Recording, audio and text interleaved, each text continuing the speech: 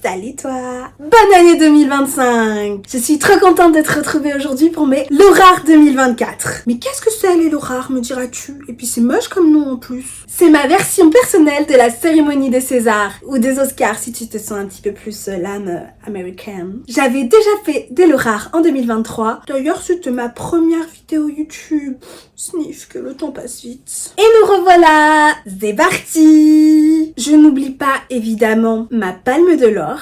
Oui, tu peux applaudir mon jeu de mots pourri. J'en suis fière. Merci. Avant de commencer, je fais une petite précision qui est que je n'inclus pas les relectures. Je tiens à le préciser parce que je pense qu'il y aurait eu des relectures dans tout ça. On va parler que des livres que j'ai vraiment découverts en 2024. Il y en a déjà bien assez. Il n'y a absolument pas besoin d'inclure les relectures. Et sur ce, bienvenue à la seconde cérémonie des Laurars.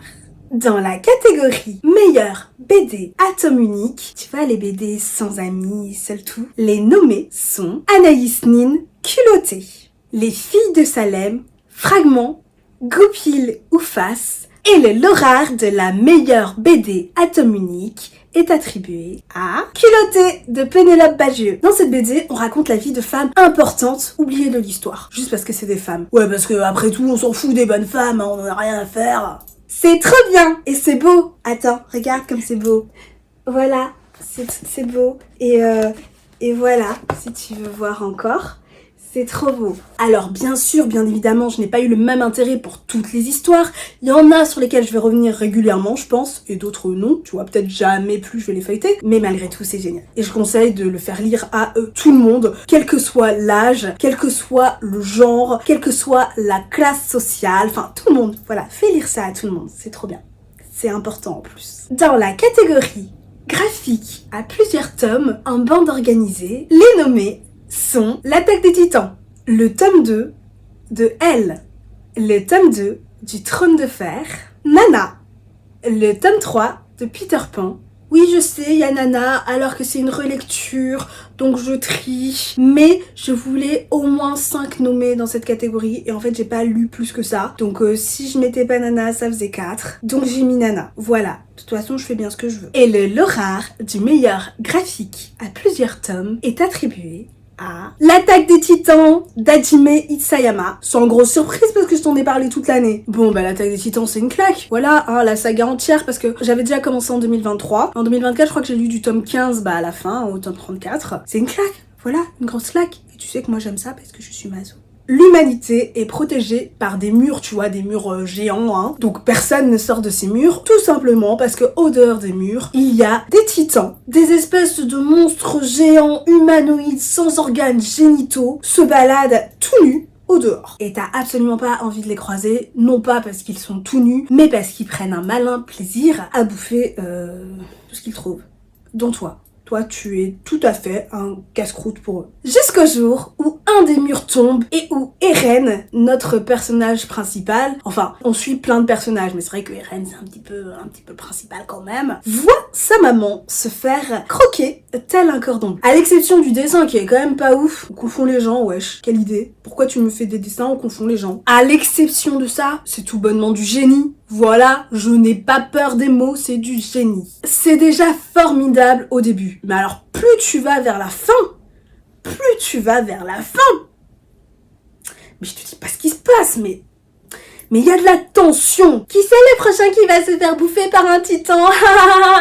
Il y a de l'émotion, des personnages psychologiquement très travaillés, de la politique, de la critique sociale, une réflexion sur l'humanité, sur la monstruosité, de l'action et même un peu d'humour pour qui comme moi est sadique. Il y a quand même un truc que j'ai pas trop aimé vers la fin, mais je vais pas te dire quoi parce que sinon ça va spoiler et que je n'ai pas envie de te spoiler, certainement pas, hein, vraiment, ce serait vraiment très très méchant de faire ça. Il y a un petit truc quand même où je dis, non, j'ai pas envie de ça. S'il te plaît. Mais globalement, j'ai aimé quand même la fin. J'avais envie de tout relire une fois le dernier tome fini, mais je l'ai pas fait et je le ferai probablement jamais parce qu'il y a 34 tomes, il faut pas déconner non plus, mais c'est génial. Et on reste dans tout ce qui est dessin, tout ça, puisque dans la catégorie meilleur livre illustré, les nommés sont. Là, dans cette catégorie-là, je me permets de mettre des relectures si et seulement si je ne les ai pas découvertes dans cette version-là. Parce qu'on va parler un petit peu plus du travail d'illustration. Par exemple, à La Croisée des Mondes, je l'ai lu enfant dans la version poche, tu vois, il n'y avait pas d'illustration. Là, j'ai relu la version illustrée. Comme je parle de l'objet globalement, là, je me permets de mettre des relectures. Excuse-moi si tu penses que je triche trop et que j'avais pas le droit, je le fais quand même. À La Croisée des Mondes, les Royaumes du Nord. Alice de l'autre côté du miroir. Le chant du loup. Le chant du corbeau. Le chant du cœur. Le chant des bénettes. Comment le prince Cardan en est venu à détester les histoires. Harry Potter à l'école des sorciers. Harry Potter et la chambre des secrets. Prospérine, virgule point, et la phrase sans fin. Et le laurard du meilleur roman illustré est attribué à Harry Potter à l'école des sorciers. Ben oui, regarde comme c'est beau. Attends, je te montre.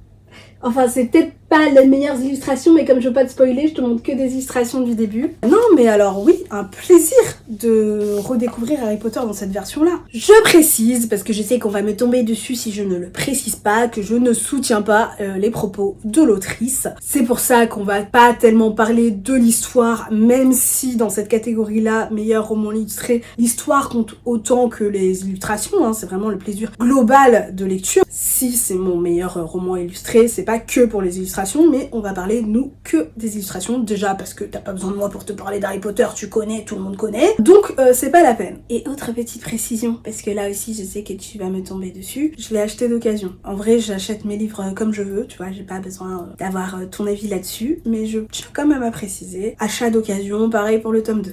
Bon bah, les illustrations de Jim Kay sont sublimes, voilà, y a rien de plus à dire, c'est vraiment, elles sont vraiment sublimes, et je vais pas en parler trop longtemps, c'est vraiment sublime, sachant qu'il y a vraiment un détail, je veux dire, même les pages qui sont techniquement pas illustrées, il y a toujours un petit truc, tu vois. Voilà, le travail de l'illustrateur est formidable, et c'est vraiment un magnifique objet livre. Et on finit avec une dernière catégorie sur tout ce qui est graphique, illustration, tout ça. Dans la catégorie meilleure illustration, les nommés sont À la Croisée des Mondes, Alice de l'autre côté du miroir, Anaïs Nin, Coven, Culotté, le tome 2 de Elle, Les filles de Salem, Fragment, Harry Potter à l'école des sorciers et Harry Potter, la chambre des secrets. Je mets dans la même catégorie parce que c'est le même type d'illustration, c'est le même illustrateur. Et Nana.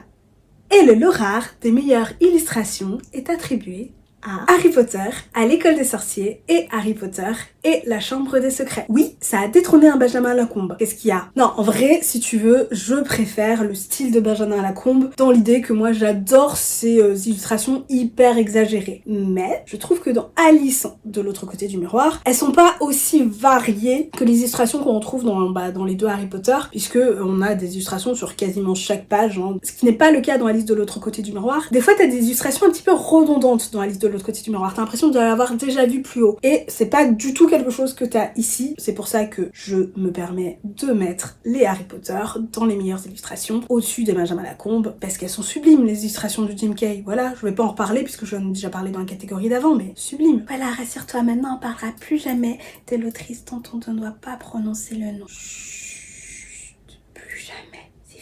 On en a enfin fini avec tout ce qui concerne les illustrations, tout ça. Dans la catégorie meilleur contemporain, romance ou thriller, oui, je mets tout dans le même panier parce que j'en lis pas des masses. Donc en vrai, si je faisais une catégorie pour chaque truc, il y aurait genre 2 livres, tu vois. Donc je mets tout dans le même panier. Ne m'en veux pas, s'il te plaît. Les nommés sont De Pierre et d'Os, Frankly in Love, Il est grand temps de rallumer les étoiles, Inheritance Games, 1000 baisers pour un garçon, Love on the Brain, Les 7 maris d'Evelyn Hugo, The Silent Waters, Rêver, la vérité sur l'affaire Harry Kéber, et le laurard du meilleur contemporain, romance, thriller, etc., tout ça, est attribué à Les 7 maris d'Evelyn Hugo, écrit par Taylor Jenkins Reid et aux éditions Hauteville. Evelyn Hugo, une légende du cinéma vieillissante, décide enfin de raconter sa vie au grand public. Et t'as vu, le public, il est tout excité parce qu'il est hyper friand des potins à propos des 7 mariages d'Evelyn Hugo, parce que, oh mon dieu, cette star s'est mariée 7 fois, c'est un scandale. Mais nous, on veut savoir les potins. Je me suis mais tellement attachée à Evelyne Hugo, qui pourtant n'est pas une bonne personne, hein. Vraiment j'ai pas du tout envie qu'elle soit ma pote, je ne la veux pas dans mon entourage. Va-t'en Evelyne Hugo, je ne veux pas de toi près de moi. Et pourtant je me suis attachée à elle, j'ai envie de lui faire des câlins malgré tout. C'est une connasse, disons les mots, c'est une grosse connasse, vraiment. Mais elle a fait de son mieux. Voilà, elle a fait de son mieux pour s'adapter dans le monde dans lequel elle a choisi d'évoluer. En fait, elle a fait ce qu'elle a pu, et elle est tellement humaine, et son histoire est tellement triste. Son histoire est triste, c'est une tragédie. J'ai même pleuré d'ailleurs. Cette histoire, elle m'a vraiment touchée en plein cœur. Et cette Marie d'Evelyne Hugo, pépite. Je t'aime Evelyne Hugo, même si t'es une grosse connasse. Dans la catégorie meilleure jeunesse, les nommés sont le premier tome de Fableven, La quête des Willan, le tome 2 de Nevermore, le tome 3 de Nevermore, D'or et d'oreiller, Prospérine, virgule point et la phrase sans fin, 6 couronnes écarlates, le tome 3 de Sœur Carmine, La ville sans vent, les Whisperix.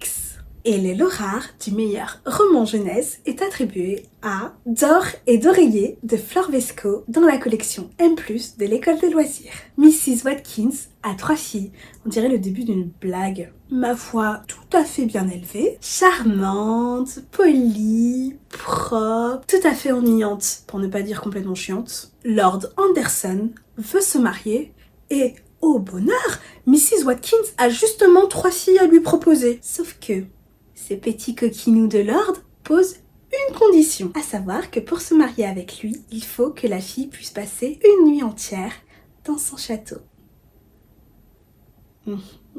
Mrs. Watkins pense bien évidemment que c'est un scandale. Ce Lord est forcément un gros pervers, un goujat, oh mon dieu.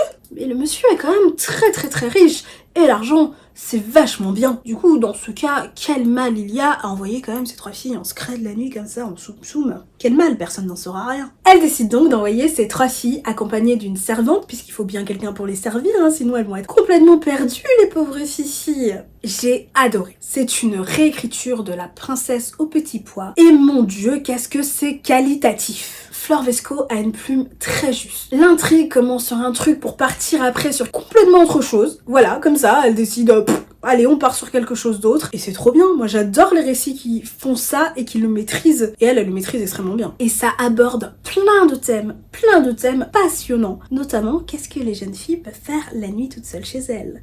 Je ne sais pas. Si toi tu sais, mets-le-moi en commentaire. C'est formidable. Et oui, c'est un jeunesse qui parle entre autres de fesses. Et c'est très bien fait et c'est très beau. Y a absolument rien de choquant, hein. On rentre pas frontalement dans le vif du sujet, tu vois. Je préfère quand même le préciser qu'on ne me catalogue pas meuf tarée qui conseille des livres de cul à des enfants. Non, on n'est pas du tout là-dedans. Vraiment pas, à aucun moment. Hein. C'est très subtil, hein, bien évidemment. Et j'ai adoré, c'est génial. Dans la catégorie meilleur livre de science-fiction, les nommés sont le tome 2 d'Absolu, Levana, Winter, le tome 2 de La Faucheuse, L'une rêve, l'autre pas. Et le Laurard du meilleur roman de science-fiction est attribué à La Faucheuse, le tome 2, Thunderheads, écrit par Neil Shusterman et aux éditions Robert Laffont. Dans le tome 1, on suivait 2 apprentis faucheurs. Mais qu'est-ce que c'est, me diras-tu? Eh bien, on est dans un monde où plus personne ne meurt de manière naturelle et les faucheurs sont là pour réguler la population et se la jouer façon Dewey dans Malcolm. Toi tu vis, toi tu crèves. Si tu as la rêve, mets-les-moi en commentaire. Donc en gros, les faucheurs ont le pouvoir de décider qui crève dans la population. J'avais déjà adoré le 1. Et le 2, encore plus en fait. Je pensais à aucun moment que ça allait partir comme ça. Mais à aucun moment. Et la fin? Mais what the fuck, Neil? Mais pourquoi tu nous fais ça? Pourquoi? Je n'accepte pas, je ne suis pas d'accord avec ce que tu fais. On suit plus de personnages dans ce tome-là que dans le tome 1, tous plus intéressants les uns que les autres, tous plus paumés dans la vie les uns que les autres. Et on suit également le Thunderhead, qui est une intelligence artificielle qui joue plus ou moins le rôle de Dieu, plus ou moins, hein, dans cet univers-là, puisque c'est lui qui, globalement, décide de tout dans la population, tu vois. Et c'est hyper intéressant de suivre les pensées d'une intelligence artificielle qui se prend pour Dieu. C'est trop bien. Dans la catégorie meilleure fantasy young adult, pour les petits jeunes, tu vois, les nommés sont Winter, de sang et de rage, le tome 2 de La Faucheuse, le tome 1 de la passe miroir, le tome 2 de la passe miroir, le tome 1 de la passeuse de mots, la reine sans royaume, plein siècle, Tiziri, le tome 1 de Vampiria, et le Lorard de la meilleure fantasy young adulte est attribué à le tome 1 de la passe miroir écrit par Christelle Dabos et aux éditions Gallimard Jeunesse. Ophélie est capable de lire dans le passé des objets, si tant est que les objets ont un passé et des pensées. Je regarderai plus jamais ma poubelle de la même façon. Et de traverser les miroirs. En gros, elle peut se téléporter d'un miroir à un autre. Je regarderai plus jamais mes miroirs de la même façon. J'ai pas envie de voir Ophélie débarquer dans ma salle de bain, moi. Hein. Vraiment, je l'aime beaucoup, mais vraiment, j'ai pas envie de voir qui que ce soit débarquer dans ma salle de bain pendant que je prends ma douche, tu vois. Et Ophélie doit se marier avec Thorn, qu'elle ne connaît ni d'Ève ni d'Adam. Elle n'en a pas envie, mais elle le doit, parce que c'est un mariage arrangé, en fait. Elle a rien demandé, la pauvre, et on l'embarque dans ce mariage arrangé un petit peu pourri, tu vois. Donc elle se fiance et part vivre dans la capitale, dans laquelle vit Thorn, hein, du coup son fiancé, et elle se retrouve mêlée à divers complots, tentatives d'assassinat et autres joyeusetés. Youpi! Elle aurait mieux fait de rester vieille fille, hein, si tu veux mon avis. La plume est sublime, esquisse, et pourtant c'est très fluide. L'univers est original et immense, immense. Tu sais que c'est un univers hyper vaste, parce que des fois dans les univers de fantasy, t'as l'impression que ça se cantonne, tu sais, à la ville dans laquelle les personnages évoluent, et c'est tout. Tu vois, t'as vraiment l'impression que t'as un monde entier. Là, t'as l'impression que t'as un univers gigantesque. T'as envie de tout visiter. Et j'adore les personnages qui font très très vrai, ils sont très justes. J'adore. Dans la catégorie meilleure fantasy adulte, et je ne parle pas de fesses petit coquinou, les nommés sont Babel, le tome 3 de Blackwater, le tome 1 de Capitale du Nord, la Cité de Laiton, la saga du clan Bennett, le dieu oiseau, le tome 1 d'Angélion, Fourthwing, le tome 1 de la Guilde des Ombres, la mécanique du cœur, et le Lorard de la meilleure fantasy adulte est attribué à... Je sais pas, je peux pas choisir. Il faut savoir que là, tous ceux que je t'ai cités, ils sont bien. Comment je vais choisir, moi, là-dedans? Je ne sais pas. Je suis en PLS, je ne sais pas.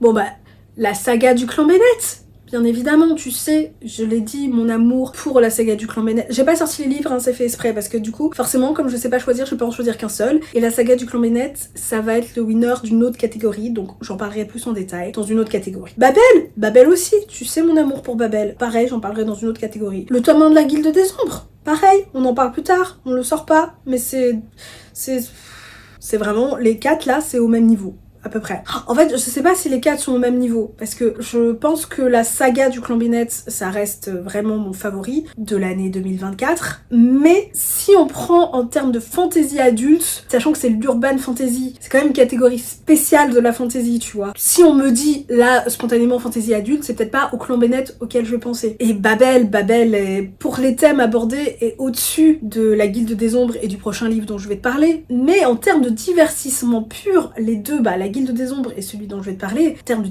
divertissement de fantasy adulte, c'est génial. Et je vais arrêter de faire durer le suspense, du coup, le 4e livre, c'est le premier tome de Capitale du Nord, écrit par Claire Duvivier et aux éditions des Forges de Vulcain. Amalia, qui est une jeune fille très cartésienne, se retrouve malgré elle confrontée à la magie quand son meilleur poteau décide d'aller fouiller dans des sortilèges anciens et de jeter un sort comme ça de façon complètement random, sans connaître les conséquences de ce sort. Et les deux jeunes gens vont du coup faire mumuse avec la magie là, tu vois.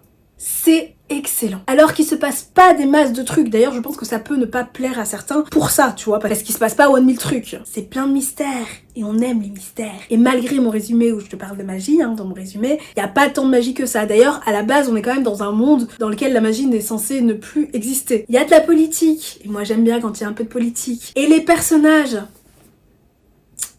Pépite. Et la fin, la fin. Oh, et il faudrait pas que j'oublie de dire que la plume, j'adore la plume. Elle est... Je sais pas comment décrire cette plume. On peut pas dire que c'est une plume poétique, mais c'est une plume hyper inventive, et qui est drôle, j'ai rigolé. On a rigolé en lisant le Capitale du Nord. Et c'est important de rigoler dans la vie. Dans la catégorie meilleur one-shot, les nommés sont L'âme du vent, Babel, le dieu oiseau, la mécanique du cœur, D'or et d'oreiller, plein siècle, Prospérine, virgule point, et la phrase sans fin. Les 7 maris d'Evelyn Hugo, Terreur, Vox et le Lorard du meilleur one-shot est attribué à... Et c'est une égalité, mesdames et messieurs, je ne peux pas départager ces 2 œuvres, absolument pas, à aucun moment. Ça n'a absolument rien à voir en ce que ça m'a procuré comme émotion, rien du tout, mais égalité. Je continue à tricher, ne m'en veux pas s'il te plaît. Et donc...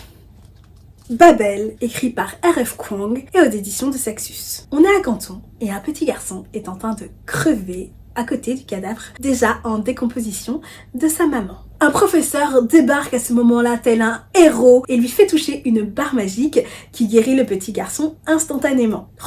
Mais non, petit pervers, on ne parle absolument pas de son pénis. Suite à ça, le professeur ramène le petit garçon qu'il a décidé qu'il s'appellerait Robin parce qu'il trouve que c'est plus approprié que son vrai prénom, vieux con, chez lui pour lui faire étudier les langues. Dans le but de l'envoyer à Babel, la meilleure université d'Oxford et du monde, je crois, pour les traducteurs. Et il faut savoir que dans ce monde, être traducteur, c'est une place très importante dans la société. Ce livre est important. Il y a une intelligence dans la plume, dans les propos. On parle de traduction et du poids des mots, du sens de la traduction, tout ça, de colonialisme, de racisme, d'inégalité sociale, de féminisme. Le système de magie est très intéressant dans le sens où ici c'est vraiment de la science. C'est-à-dire qu'absolument tout le monde, pas un élu qui a des pouvoirs, non, tout le monde peut l'avoir en soi, mais ça nécessite une certaine éducation. Ça nécessite de le travailler, de le développer. Enfin voilà, il faut que tu sois éduqué pour pouvoir faire de la magie, et plus t'es éduqué, plus ça marche, tu vois, si tu veux. Je schématise parce que c'est pas exactement ça en réalité. Mais l'idée, c'est que c'est quelque chose que tu apprends, que tu travailles, et n'importe qui peut techniquement en être capable. C'est pas un livre qui te laisse indemne, après tu vas réfléchir. Je trouve que c'est important, notamment pour les personnes non racisées. C'est une petite pépite, Babel.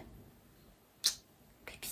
Mais c'est une pépite qui fait mal, hein. Mais moi je suis sadique, tu me connais, donc moi j'aime avoir mal. Et Babel est à égalité avec La mécanique du cœur, écrit par Mathias Malzieu et aux éditions J'ai lu. Jacques est né le jour le plus froid du monde et son petit cœur est tout gelé, peu cher. Heureusement, après le décès de sa maman, peu cher, Madeleine, une femme qui adore réparer des trucs et qui considère visiblement les gens comme des trucs à part entière, remplace le petit cœur de Jacques par une horloge, ce qui a le mérite de le garder en vie. Le problème, c'est qu'en plus d'avoir la discrétion du crocodile de Peter Pan,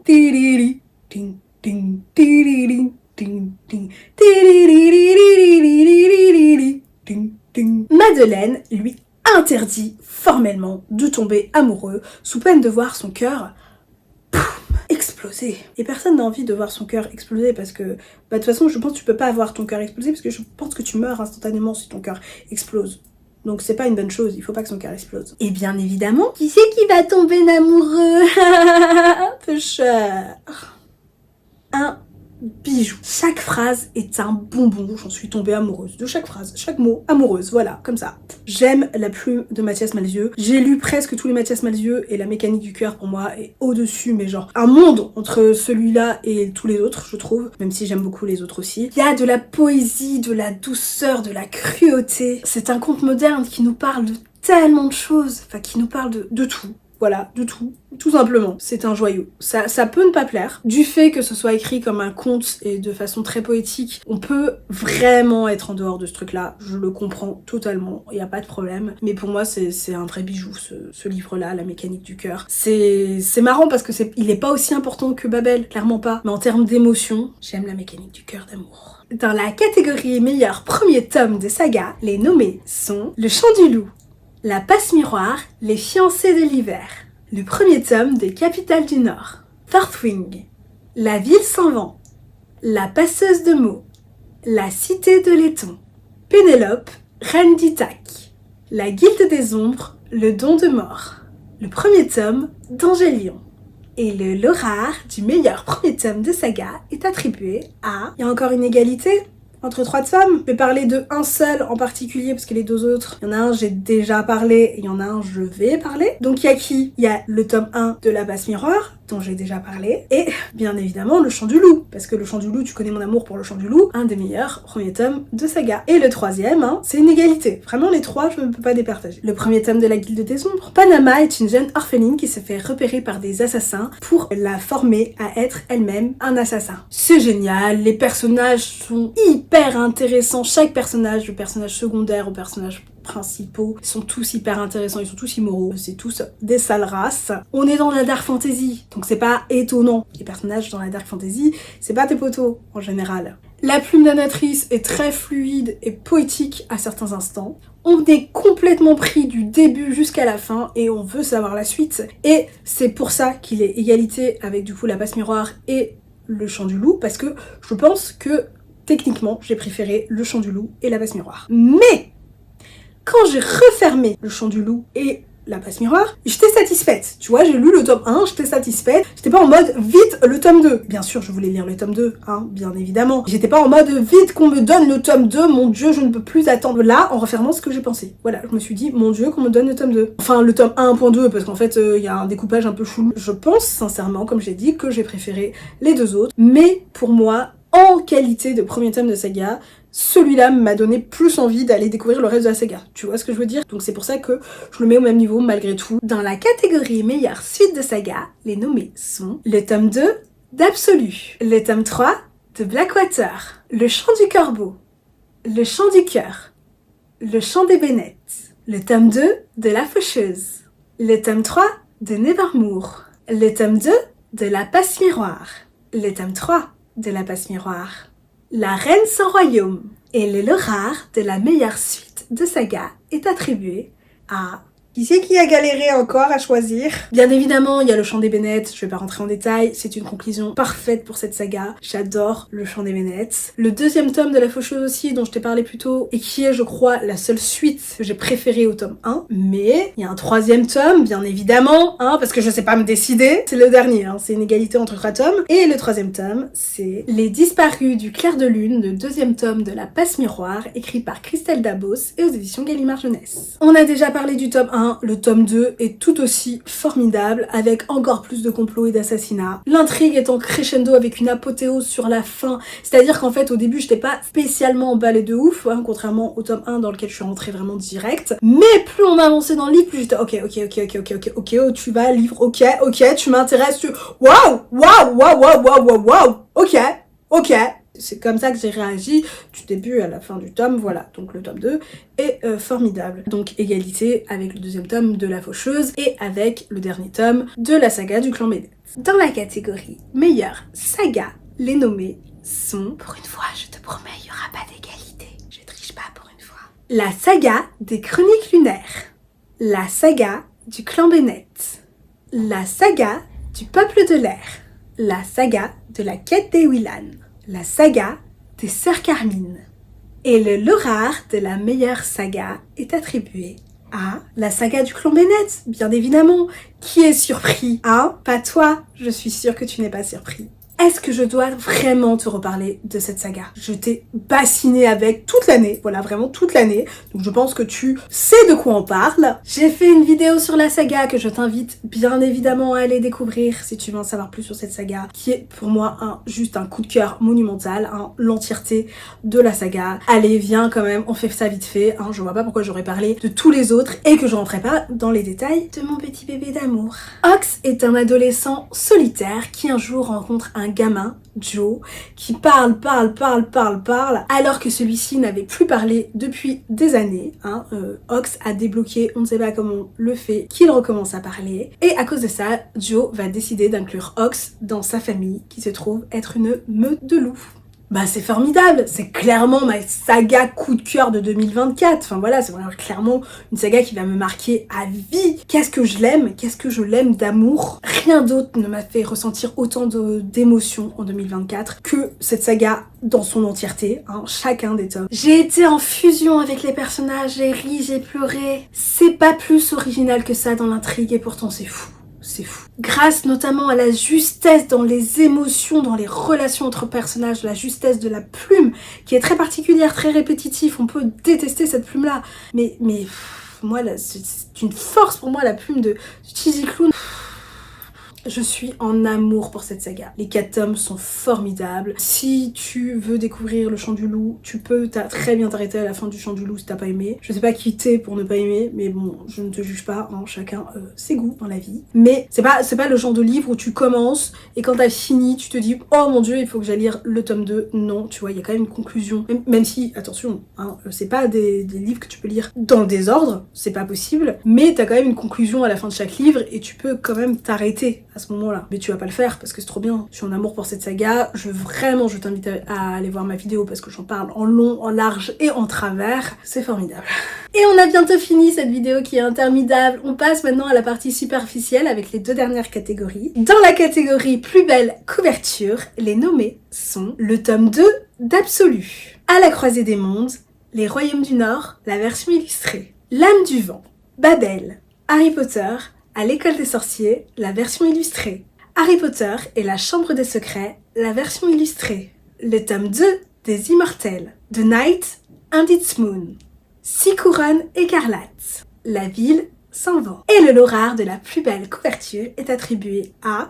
Même ici, il y a une égalité. Je sais pas me décider, moi. Et donc, La ville sans vent d'Éléonore de Villepoix et aux éditions Hachette Roman. Parce que voilà, regarde.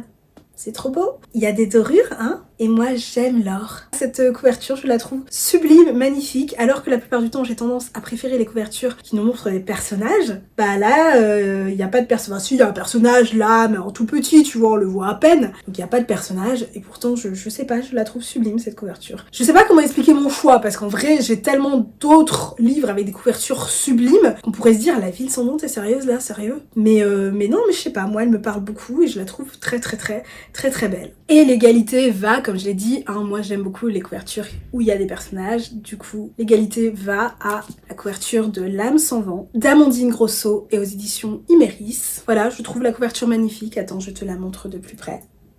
Voilà, avec toutes ces dorures... Elle est très belle cette couverture. Vraiment un très bel objet livre. Par contre, le reste de l'édition, tu vois, bon la tranche est très belle, hein, ça y a aucun problème non plus. Mais là où j'ai des petites réserves, c'est sur le jaspage, qui en soi est un jaspage très beau. Hein, j'adore le dessin, sauf que je trouve qu'en termes de qualité, il fait tâche en fait à côté des autres jaspages. Iméris, il faut savoir que c'est une toute petite maison d'édition. Déjà, c'est formidable qui nous propose un jaspage qui est très beau d'ailleurs. Mais en fait il est flou, tu vois, je sais pas comment décrire, il est pas net ce jaspage, il y a du travail à faire à ce niveau-là. En tout cas, regarde-moi encore un petit peu cette couverture, comme elle est belle, comme elle est magnifique, comme ça brille, et moi j'aime quand ça brille. Et pour finir, dans la catégorie plus belle objet livre, la catégorie de la superficialité les nommés sont À la croisée des mondes, Les Royaumes du Nord, les livres illustrés. Regarde comme c'est beau. Alice, de l'autre côté du miroir. Waouh, c'est beau. L'âme du vent. Regarde comme ça brille. Waouh. Waouh. Le chant du loup. Waouh. Oh. Oh. Mais c'est beau. Déshabillons le bonhomme. En parlant de bonhomme déshabillé. Waouh. Bel objet livre. On aime, on adore. Curious Tides. Waouh, de toute beauté. Prenons notre temps de le déshabiller. On y trouve ce magnifique paysage en dessous et cette magnifique couverture. Je tiens d'ailleurs à préciser qu'ils avaient vendu 2 versions différentes de la couverture qu'il y a là. Moi j'ai eu la version rare, la version Eclipse, que j'aime beaucoup. Fourth Wing. Oh,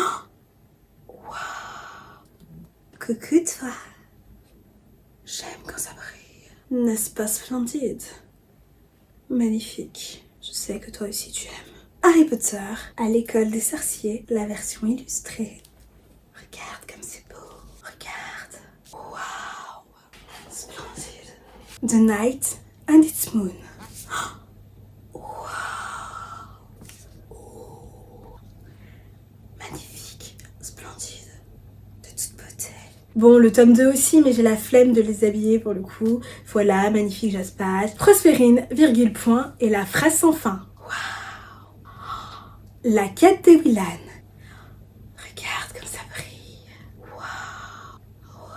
Même si moi j'ai une édition qui est à l'envers, waouh quand même. Et le Lorard du plus bel objet livre est attribué à The Night and Its Moon. Regarde comme c'est beau, regarde, voilà, il est magnifique. Ici encore, j'ai hésité pendant moult. En vrai, pour moi, il y avait quasiment une égalité avec Curious Tide, hein, qui est ici, là. Le jaspage de celui-là, je le trouve sublime. J'adore la couverture aussi. Je le mets en priorité, alors que Curious Tide, si tu veux, je suis pas très fan de la couverture de la jaquette. Par contre, effectivement, le jaspage, je le trouve sublime, et la couverture intérieure, je la trouve sublime également. Et c'est le cas aussi de l'autre version, même si je préfère celle-ci. Après, Curious Tide, je suis pas très fan moi de ce truc là, en fait, d'avoir fait deux versions différentes. Pour moi, ça attise l'esprit collectionneur, ça prend les gens pour des cons, voilà, tout simplement. Donc je suis pas hyper fan de cette idée là, donc c'est peut-être pour ça que je mettrais peut-être plus en avant The Night and Its Moon. Et j'ai quand même une mention, alors pour moi c'est même peut-être le dernier dans cette catégorie là, tu vois, dans tous ces que j'ai nommés, c'est peut-être l'objet livre que je trouve le moins beau en tant que tel de l'extérieur. Par contre, l'édition, une pépite, donc je vais quand même t'en parler ici parce que j'en ai pas parlé avant. Je trouve que c'est important de mettre en avant une édition qui est formidable à l'intérieur. C'est le cas du Chant du Loup, hein. Le Chant du Loup, l'édition est extrêmement bien puisque tu as pas mal d'illustrations à l'intérieur du tome, les en-têtes de chapitres sont illustrées et tu as des illustrations tout au long du tome, et en plus à la fin tu as une petite BD qui reprend une des scènes du livre, tu as aussi des illustrations des fanarts à la fin, c'est très beau. Donc du coup en termes d'édition, le Chant du Loup de Bookmark, une pépite vraiment. Mais moi c'est pas de ça dont je vais te parler, hein. C'est pas celui-là que je mettrai en dernier, c'est pour le coup Prospérine, point et la phrase sans fin. De l'extérieur je le trouve pas moche, hein, mais je le trouve pas exceptionnel. Par contre, en termes de travail d'édition, donc là encore tu as des illustrations tout le long du texte, mais tu n'as pas que ça, c'est-à-dire que tu as des jeux avec les phrases aussi, tu vois, qui sont écrites là, par exemple, tu vois, t'as plein de fois où t'as des trucs un peu comme ça dans le texte. Tu as aussi, tu vois, des jeux entre les illustrations, là, par exemple, les illustrations et, le texte, encore une fois. Et c'est très approprié avec le thème du livre, puisque dans Prospérine, point et la phrase sans fin, on suit des protagonistes qui sont dans un manuscrit inachevé. Voilà, je t'en dis pas plus. En tout cas, l'autrice joue formidablement bien avec les mots. Je t'ai présenté The Night and Its Moon pour l'objet livre extérieur, on va dire. Vraiment le superficiel du superficiel. Si on parle de façon plus complète, ce serait la saga entière, hein, parce que c'est pareil pour toute la saga du clan Bennett. Ces éditions-là, c'est aussi beau à l'intérieur qu'à l'extérieur, si tu veux. Et c'est tout pour la cérémonie des Lorard 2024. Surtout, n'hésite pas à partager avec moi tes Lorard personnels à toi. Je veux savoir, montre-les-moi, ces étrangers qui seraient comme moi, enfin c'est pas ce que je voulais dire, non, je veux savoir, ça m'intéresse, voilà, c'est ça que je voulais dire. J'espère que cette vidéo t'aura plu. Si elle t'a plu, n'hésite pas à liker, t'abonner, partager et à commenter. Si tu es resté jusqu'à la fin, tu peux me mettre un petit emoji trophée. Je te souhaite une merveilleuse année 2025 et sur ce, des bisous.